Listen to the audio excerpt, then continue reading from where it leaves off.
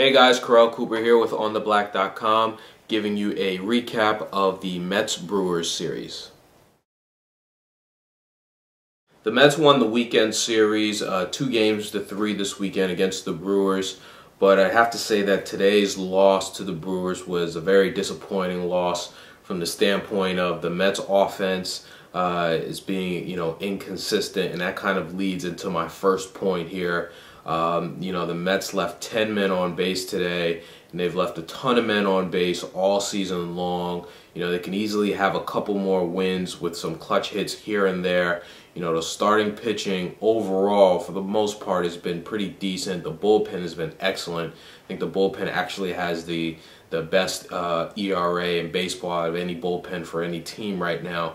But, the offensive inconsistencies and lack of clutch hitting, have really plagued the Mets so far this season, and hopefully they can turn that around, because before the Mets can get on a run and win a string of games in a row, they're going to need for that offense to start hitting the ball. My second takeaway from this weekend series is Johan Santana's pitching performance.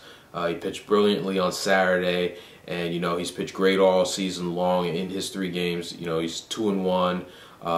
He's only let up 1 run at all this season. So he picked up right where he left off in September. When the Mets needed wins down the stretch last year, he was there, and he's been pitching brilliantly so far.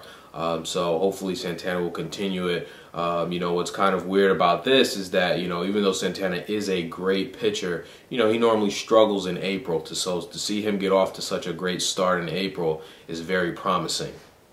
And the last takeaway that I have from this weekend series is, Citi Field first. In Saturday's game, the Mets won 1-0, and it was the first ever shutout in Citi Field. So that's just a little fun fact for you guys.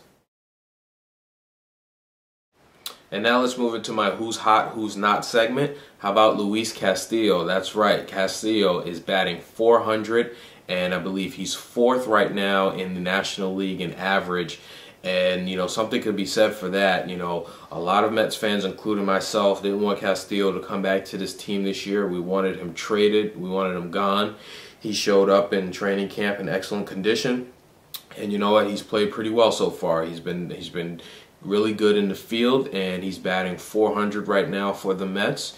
And he's 4th in the National League in hitting. So let's see if he can continue that throughout the rest of the season. But Castillo is definitely hot right now.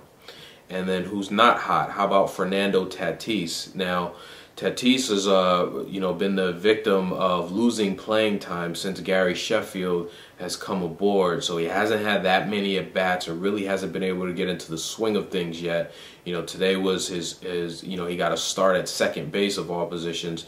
I know Manuel said he's going to try Castillo at second as a way to get him into games, but Tatis has not had a hit yet this year.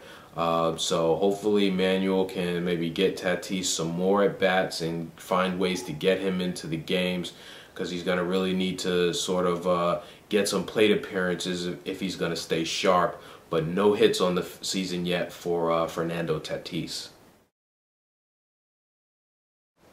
And up next for the Mets, they will now go on the road. They'll go to St. Louis to play the Cardinals for 3 on Tuesday, Wednesday, and Thursday of this week.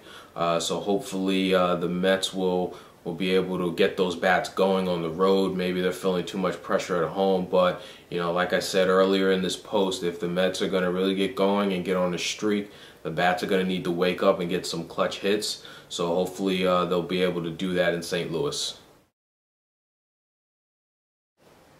And that's it for my series recap, guys. Let me know what you think. Leave a comment. Talk to you soon.